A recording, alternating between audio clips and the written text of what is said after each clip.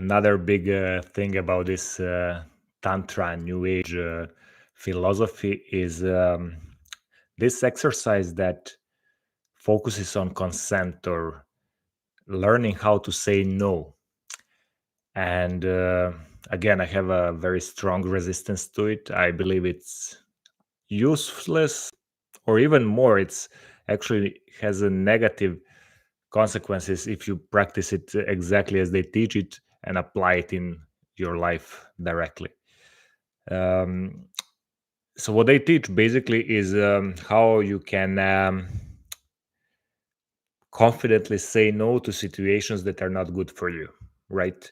But the way they teach it is they just tell you, okay, pair you up with somebody else, and they say some thing they want to do with you, and you have to say no, no matter what they say, no matter how much you would like that or you wouldn't. You just say no, and that way you feel what it's like to say no to situations.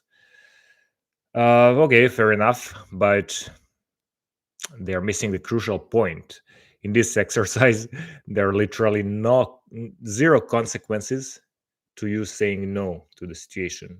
And in real world, yeah, there are consequences of your actions, and this is what is driving most people to say yes when they should say no. They actually overestimate the consequences of their actions, or in some cases underestimate, and then they become like assholes that people don't like them and so on. But mostly tantra this tantra practice focuses on people pleasers, so the ones who are actually saying too much yes. They're getting abused by all the other by friends, by family, by coworkers, by their boss. They're really always saying, yeah, I'll do it, whatever.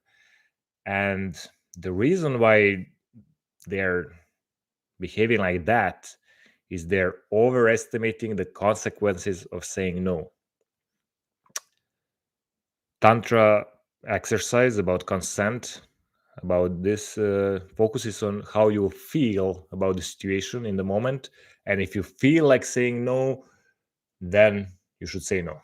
Which, okay, yeah, you should be in tune with your feelings. You should be really conscious about how they affect your body and your responses to the environment. That's really helpful. But if you want to go down that route, then you need to also take into account how you will feel later on when the results actually kick in, results of your saying no. And one simple example, I want to make it a bit more ridiculous, but it really can explain the point. Imagine your friend asks you to pick him up from the airport. You say yes, okay, why not? The day of the flight is actually a bit late in the evening, delayed, whatever, and you fall asleep. You put alarm to wake up for the call for the flight to pick up your friend, and you feel like, oh, I actually want to go to sleep. I don't feel like driving.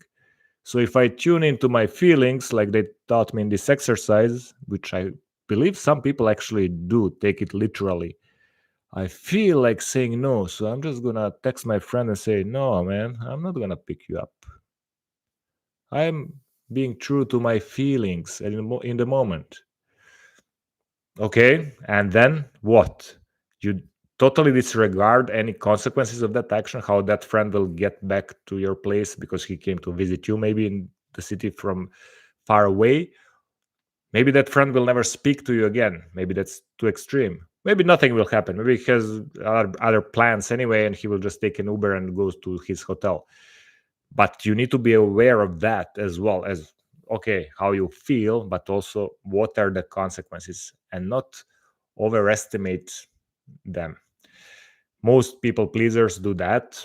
They are so afraid of those consequences and uncomfortable situations in the future, and that's why they say yes when they should say no. But that's what they should practice, not how they feel, but they should practice estimating those future situations much better.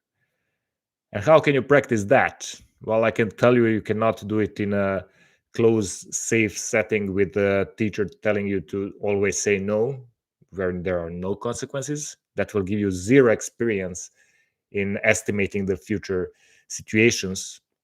What you need to do is go out in the real world, try it out, make mistakes, get hurt, get a bit too aggressive or too unpleasant, experience those uncomfortable consequences, and then fine tune your behavior when you start getting some feedback from the real world, from your friends, from the family, from your boss.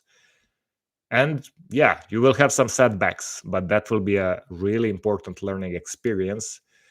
And one thing to keep in mind is you can never be perfect. I'm still practicing that. I know I've been guilty of being too small and trying to please people, yes. And I've become way better, but I still have a long way to go to perfection. And it's kind of this like light speed limit. You can never reach it. The closer you get to it, the more effort you need to become a bit better. So just focus on getting better and better, not the end result, because the end result is unreachable. Let's say the perfection you can never completely reach.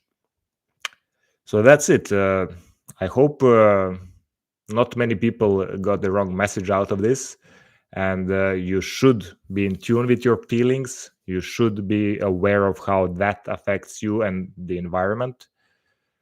But you should also have some vision and some practice about estimating the future situations that will come out of your actions.